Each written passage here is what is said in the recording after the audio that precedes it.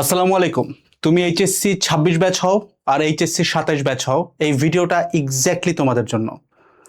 কখনো কি দেখছো এরকম যে কোনো একটা ছেলেকে তুমি চিন্তা, সিনিয়র ভাই হয়তো সারাদিন পড়াশোনা করতো, কিন্তু সে তার কোনো স্বপ্নের ইউনিভার্সিটিতে চান্স পায় নাই। বাট এমন একটা ছেলে যে হয়তো এর থেকে অনেক কম পড়ছে, অনেক কম এফোর্ট দিছে, বাট একদম জায়গা মতো চলে গেছে। আমরা এই ভিডিওটাতে আজকে সেটা নিয়ে কথাবার্তা বলবো, স্মার্ট স্টাডি বা স্মার্ট ওয়ার্ক কি। আমরা যারা ভিডিওটা দেখতেছি আমাদের প্রত্যেকেরই অনেক পড়া জমে আছে। এই অনেক জমানো পড়া আমরা চাইলে যদি কম সময়ে কভার করতে চাই, এই মেথডগুলো এক্স্যাক্টলি তোমার জন্য। আজকে আমরা এক্স্যাক্টলি প্রত্যেকটা জিনিস নিয়ে কথাবার্তা বলবো, অনেকগুলো স্টেপে ব্যাখ্যা করব, এবং এই জিনিসটার একটা সাইন্টিফিক প্লাস রিয়েলিস্টিক ভার্সন নিয়ে আমরা কথাবার্তা বলবো, যেটা অলরেডি আমাদের সাবকন্টিনেন্ট এবং বাংলাদেশের বাইরেও এই মেথডগুলো প্রচলিত আছে, জাস্ট বাংলাদেশে আমরা এটা জানি না। তো একদম সব কিছু নিয়ে আজকে আমরা কথাবার্তা বলবো। তো চলো আমরা ভিডিওটা শুরু করি। এই ভিডিওটা আমরা আমার নিজের একটা পার্সোনাল স্টোরি দিয়ে শেয়ার করব, যে আমি আসলে ডেইলি কত ঘন্টা পড়তে পারতাম। তো সেটা শুরু করার আগে সবাইকে একটু এটা আমরা জানায় রাখি, কারণ আমরা এটা সবসময় পারি না। ঈদ উপলক্ষে আমাদের এইচএসসি 27-এর একাডেমিক অ্যাডমিশন কোর্স এই মুহূর্তে তোমরা পুরো কোর্সের অ্যাক্সেস মাত্র 1199 টাকায় পাবা। কোনো কুপনের ঝামেলা নেই, ডিরেক্টলি ওয়েবসাইটে চলে গেলেই হবে। এবং এইচএসসি 26-এর কম্প্যাক্ট রিভিশন ব্যাচ তোমরা 999 টাকায় পাবা। প্রাইসিংগুলো ক্লিয়ারলি শুনো, এইটাই প্রাইসিং, মানে এর বেশি কিছু না। আমি জানি তোমাদের কাছে একটু অকওয়ার্ড লাগতে পারে যে এত কম কেমনে, বাট আমরা ঈদ উপলক্ষে অফারগুলো দিয়ে থাকি। এর আগে একবার দিছিলাম, সো এটা আরেকবার। সো কোনো কুপন দেওয়া লাগবে না, ডিরেক্টলি ওয়েবসাইটে গেলে হয়ে যাবে কাজ। 15 মার্চ বিকাল 5টা পর্যন্ত, ঠিক আছে? তো আমরা আমাদের স্টোরিতে চলে যাই। আমি যেটা বললাম যে এই যে বুয়েট মানেই কিন্তু 16 ঘন্টা প্লাস পড়তে হবে, ঘটনাটা না কোনোভাবেই এরকম না। আমি তোমাকে আমার একটা ব্যক্তিগত স্টোরি বলি। আমার কলেজ ছিল নটরডেম কলেজ, আমার বাসা আর কি মিরপুরে। নটরডেম হচ্ছে মতিঝিল। তো আমি যখন এনডিসিতে পড়ি, আমি হচ্ছে এনডিসির মানে এইচএসসি 20 ব্যাচ আর কি। সো আমার টাইমে কিন্তু মেট্রো রেল ছিল না, তো আমাকে বাসে ট্রাভেল করতে হইতো, এবং পুরো রাস্তা জুড়ে তখন মেট্রো রেলের ওই তোমার হচ্ছে স্প্যানগুলো বসানো ছিল। মানে মেট্রো রেলের যে কাজকর্ম হইতো এটা পুরো রাস্তার 4 ভাগের 3 ভাগ নিয়ে নিত। তো আমি কিন্তু চাইলেও বাসায় 5-6 ঘন্টার বেশি পড়তে পারতাম না যখন আমার কলেজ থাকতো, কারণ এনডিসিতে কলেজ যাওয়া ছিল ম্যান্ডেটরি। সো 5-6 ঘন্টা পরেও কিন্তু আমি দেখা যেত যে 15 to 16 আওয়ার্সের বেশি আউটকাম নিতে পারতাম। 5-6 ঘন্টা হিসাবটা তুমি খুব ইজিলি বুঝতে পারতেছো, কারণ তুমি যদি বাসে করে নটরডেম যাইতে চাও মিরপুর থেকে, যাইতে কমপক্ষে 2.5 ঘন্টা লাগবে, আসতে আরো 2.5 ঘন্টা লাগবে। সো আমার কলেজ ধরো 5 ঘন্টা, ট্রাভেল করতে লাগতো আরো 5 ঘন্টা। একদম ভোর দেখা গেছে 5টার সময় বাসা থেকে বাইরে হওয়া লাগতো 8টার ক্লাস করার জন্য। সো এই ছিল তখনকার সিচুয়েশন। সো ওইখান থেকে যদি উতরানো সম্ভব হয়, আই গেস তুমি অনেক কিছুই করতে পারবা, তোমার টাইমটা বাড়াইতে পারবা। তবে তবে একটা কথা আমি তোমাকে একটু ক্লিয়ারলি বলতে চাই। দেখো, যে কোনো অভ্যাস তুমি যদি নিজের মধ্যে রপ্ত করতে চাও, গ্লোবাল একটা সিস্টেম আছে, সেটা হচ্ছে 21 ডে রুল।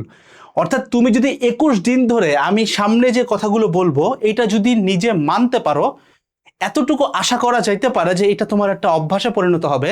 তখন তুমি দেখবা এখন যেই জিনিসটা পড়তে তোমার হয়তো 15 ঘন্টা লাগতেছে, তখন এটা 5 ঘন্টা লাগবে। তবে এখানে একটা খুব বড় এন ডট বি ডট আছে, এটা আমি সবাইকে বলবো যারা ভিডিওটা দেখতেছো। মাথায় রাখতে হবে যে তুমি এইটা চাইতেছো না যে ভাই আমি 5 ঘন্টায় ডেইলি পড়বো, ব্যাপারটা মোটেও এরভাবে না।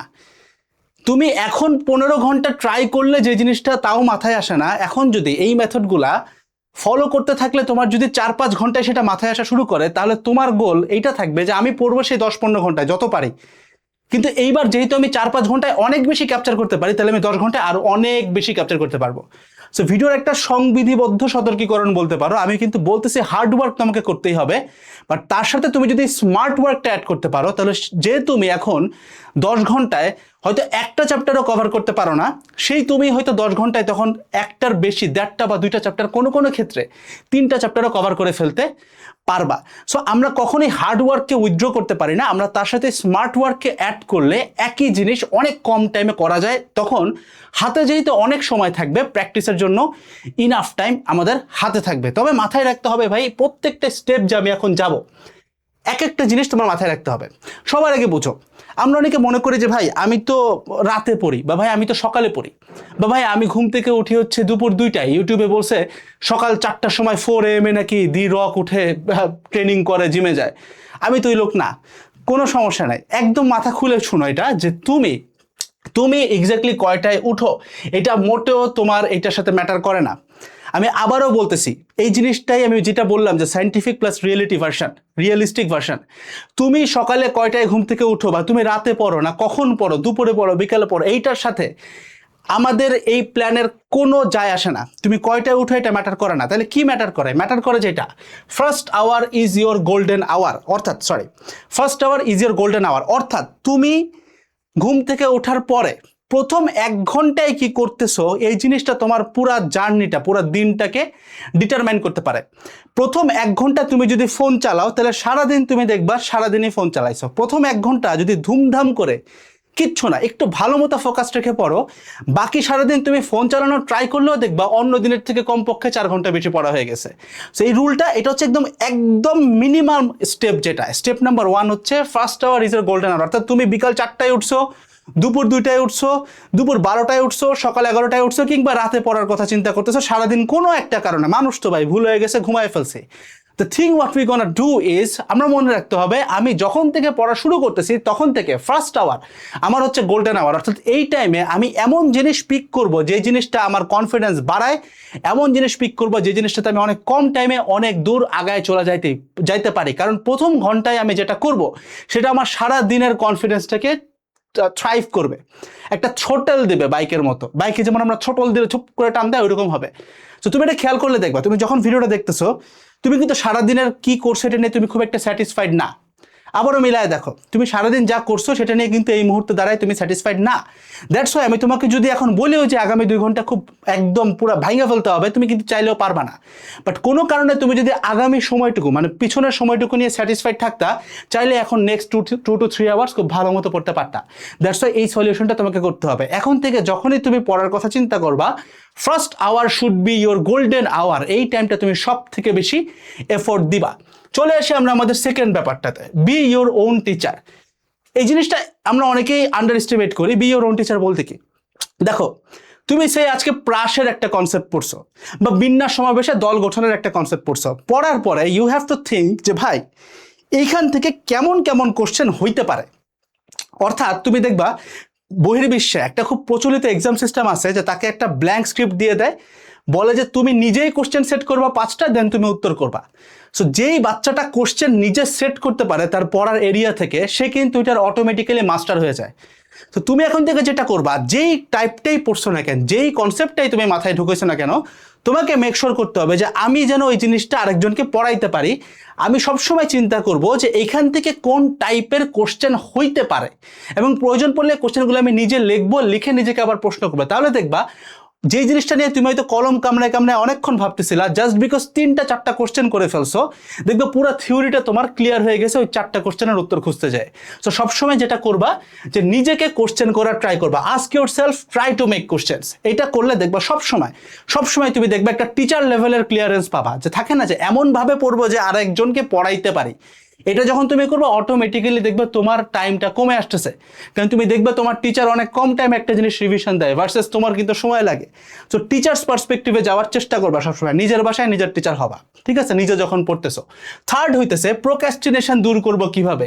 এটা হচ্ছে আমাদের সব থেকে বড় সমস্যা, যে ভাই পড়তে আসছিলাম 2 ঘন্টা, পড়া হয়েছে 20 মিনিটও না, বাকি পুরা টাইম মোবাইল চালায় ফেলাইছি। তাহলে এইটার সলিউশন কি? একদম রিয়েলিস্টিক একটা সলিউশন বলে, এটা তুমি সাইন্টিফিক্যালি জানি না কতদূর প্রুভ করতে পারবা, রিয়েলিস্টিক একটা ওয়ে বলি। তুমি যখন পড়তেছো সে এটা হাতে তোমার বই, প্লিজ খেয়াল করো হাতে তোমার বই, সাথে একটা এক্সট্রা পেজ রাখছো, রাফ পেজ। এই পেজ তুমি জীবনেও খুলে দেখবে না। এই পেজ কি করবো না, জীবনেও খুলে দেখবো না। এই পেজে কি হবে না হবে আমাদের এটা ম্যাটারই করতেছে না। ওই পেজে আমি কি করব, যখন আমি পড়তেছি তখন যা পড়তেছি, সে ধরো এই জিনিসটাকে মাইটোকন্ড্রিয়া বলে, মাইটোকন্ড্রিয়া হচ্ছে কোষের শক্তিঘর, আমি জাস্ট লিখতেছি মাইটোকন্ড্রিয়া কোষের শক্তিঘর। লিখলে কি হইতেছে জানো? লিখলে যেটা হয়, তোমার ব্রেনটা এই জিনিসটাতে এঙ্গেজড থাকে। তোমার সব থেকে বড় শত্রু কিন্তু তোমার নফস, আর এই নফস তোমার ব্রেন দিয়ে আসে।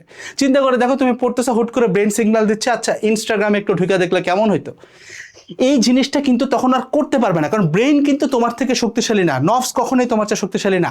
So you can always control your brain. কেমনে? জাস্ট একটা rough page, just have a rough notebook অথবা একটা পেজ।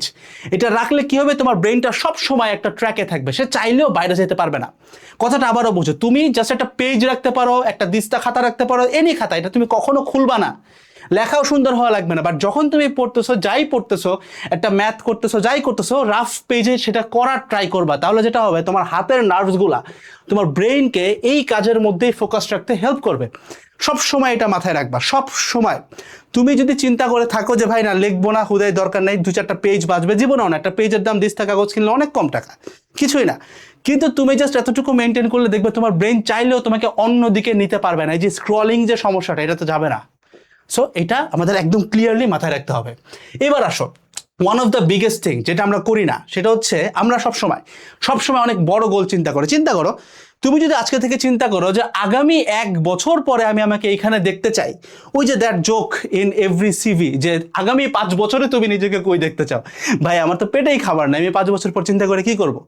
সমস্যা যেটা হয়, তুমি যখন 1 বছর 2 বছরের চিন্তা করো যে এরপরে আমি কই যাবো, তখন যেটা হয়, বা 3 মাস 4 মাস 5 মাস চিন্তা করে যে এরপরে কি হবে, তখন যেটা হয়, যতক্ষণ না ওই আউটপুটটা পাইতেছে তোমার ব্রেন ঠান্ডা হবে না। তখন ব্রেন অন্য জায়গা থেকে ডোপামিন খোঁজার ট্রাই করবে, যাতে দেখি ফেসবুকে কয়টা লাইক আসছে আমার ছবিতে। বিকজ দেখো, তুমি যখন রিয়েল অ্যাচিভমেন্ট পাচ্ছ না, তখন তোমার ব্রেন ফেক অ্যাচিভমেন্ট দিয়ে সেটাকে ভরার ট্রাই করে। তো রিয়েল অ্যাচিভমেন্ট হয়তো তুমি চিন্তা করছিলে যে আজ থেকে 3 মাস পরে আমি এইচএসসিতে গোল্ডেন পাবো, আজ থেকে মানে আমি সময়গুলা এমনিই বলতেছি, জাস্ট হুদাই। 1.5 বছর পর বুয়েটে চান্স পাবো, ঢাবিতে চান্স পাবো, চুয়েটে চান্স পাবো। যতক্ষণ না পর্যন্ত ওই অ্যাচিভমেন্টটা গেইন হইতেছে, তোমার ব্রেন কিন্তু একটা হলো বা একটা ফাঁপা হয়ে যাচ্ছে। ও তখন চিন্তা করে, আচ্ছা একটা ছবি পোস্ট করি, তাহলে তো 100টা লাইক আসবে, 100টা লাইক তো একটা অ্যাচিভমেন্ট।